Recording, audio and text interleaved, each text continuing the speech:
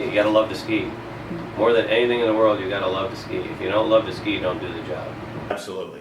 Because I always enjoyed the emergency work, and I enjoyed the medical end of the work as well.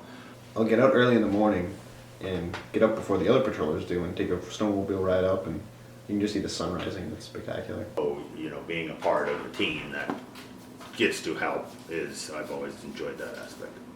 It's got risk management aspects. You actually have to go to school and do some continuing education to stay with it. It's one of them. I mean, there's the whole helping people thing, which is fun as well, but that's a different aspect to it. And we get to ski everything before everybody else does. And that has a certain mystique about it.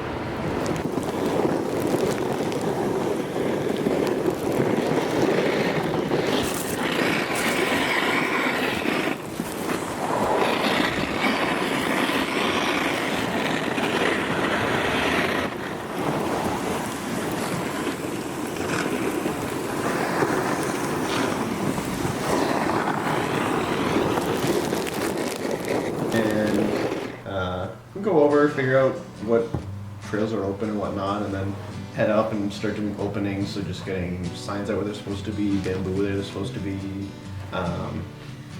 and then once kind of all the openings are done, we start doing trail checks. And then at some point during the day, depending on when the year it is, if it's a real busy day, people start getting hurt and need whatever they need first aid, and then we'll ride down to the bottom or whatever it may be. And then it's usually from like 10 to 2 is the insane time when there's too many things going on and nobody can keep track of what's going on. And then it quiets down, and then we do sweep at the end of the day, and we try and make sure that nobody's stuck in a ditch somewhere. We go to work, we run up the mountain for at least 1, possibly 2 work runs, ski every trail that's open, every trail that could possibly be open, and at some point in time we decide to close some trails, open some trails, mark hazards at that point, put out signage. On the weekends we try to keep 2 people on top of each mountain at all times, ready to respond to any kind of accident that we may have to respond to. And everybody else just skis. Hey, I heard there was an accident up here. Some guy slipped on the stairs or something. Hey, we're ski patrol. What's going on? What's your name? Chase. Breathing okay, Chase? What happened here? And the requirements, and that's because you are certified by the National Ski Patrol. So as I was telling you a little while ago, this is the ski patrollers' first aid Bible. It's outdoor emergency care. It is what they use for all of their certifications as far as how to treat injured or ill people from, well, let's just say, from altitude sickness, etc.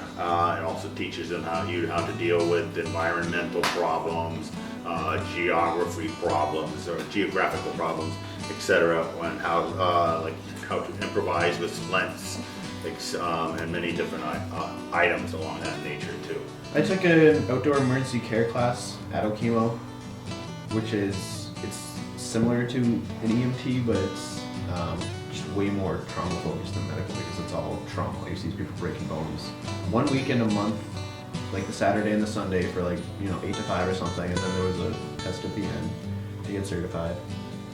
And that was just to get the outdoor emergency care certification. And then once the ski season started up, then we did all those same skills and we just applied them, out in the snow, out in the cold, where things are sliding around, and it's just a little bit more chaotic. And once you finish all that, then you take kind of a final mock test and you do a whole backboard, and you go to bring someone down and go through those moguls and make sure you can handle sled and all that stuff. And if you do everything all right, then you're good to go. Everybody who becomes a National Ski Patroller is required to be certified in outdoor emergency care. They're also required to be CPR certified annually. And then, of course, you have to proceed through different trainings and certifications for transporting injured people down the mountain on sleds, etc. So there's ski training as well.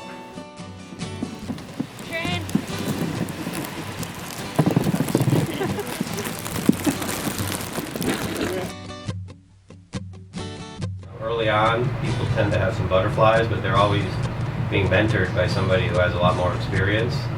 So during that time, they're their second, they're going to be doing what they're told by the person with more experience.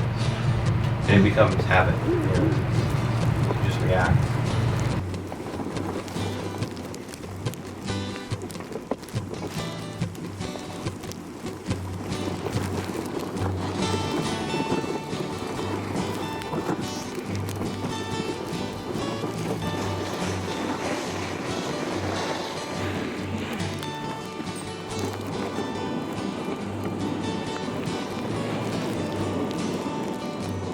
Long hours, bad pay, injury mostly. You know, you have to stay fit. You have to be aware of what your limitations are. It's a long day. Start at 7:15, and I won't be off the hill till close to 5 o'clock today. This time of year, you go to work in the dark. You get home and you leave work in the dark.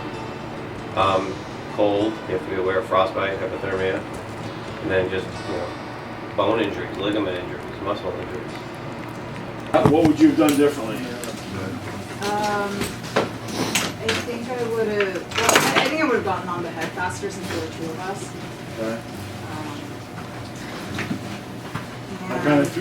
You kind of threw a twist in there late, in that he wasn't initially presenting with head problems, but I wanted to make sure that it was explicit that he was going to need a backboard. Right. Right. Icy conditions can be challenging. Heavy wet snow, New England clam powder, that can be challenging. It's strenuous to drag the sleds through that. Icy conditions in general, in the east, that's just, we live with that, but that can be challenging.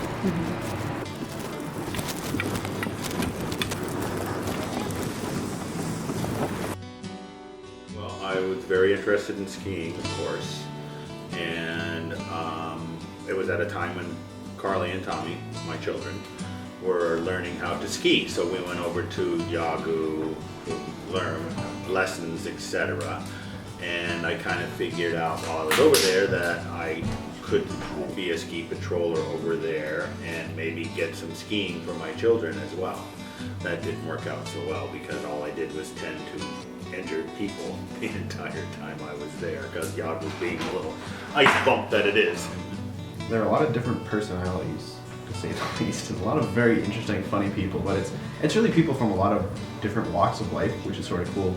Some people who are like very well trained medical professionals, and some people who are just like lawyers, and it's really interesting, the different kinds of people.